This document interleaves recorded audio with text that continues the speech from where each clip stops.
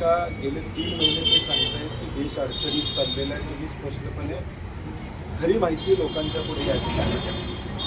चुकलेलं परराष्ट्र धोरण, Epstein files, अमेरिकेचा दबाव, रशियाबरोबर असणारी आमची अनेक वर्षाची दोस्ती तोडण्याचं काम या सरकारनं या ठिकाणी केलं आणि विरोधी पक्षनेता म्हणून राहुलजी सांगतायत की तुमचं चुका लागलेलं आहे, तुम्ही दुरुस्त करा.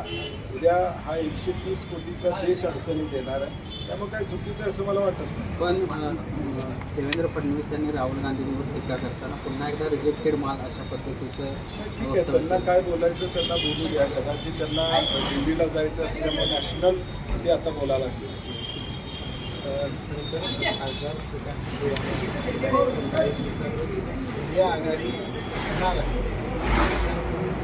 इंडिया आघाडीमध्ये काँग्रेस हा एकच पक्ष आता राहील असं मला वाटतंय मुळात त्यांच्या पक्षाची काय अवस्था आहे हे साताऱ्यामध्ये आपण बघितलं. पालकमंत्र्याला पोलिसांनी ओढत नेलं, त्याच्यापेक्षा आणि विधारक उदाहरण या राज्यामध्ये सत्यातलं काय असू शकतं. आणि ज्या दिवशी ओढून नेलं त्याच्या दुसऱ्या दिवशी तुम्ही कॅबिनेटला मांडीला मांडी लावून नसता. हतबलता महाराष्ट्रानं या ठिकाणी बघितलेलं आहे. सत्तेसाठी काही पण हा उद्देश त्या ठिकाणी शिंदे गट असू दे किंवा राष्ट्रवादी अजितदादा असू दे, त्यांची स्पष्टता दिसते. हतबलता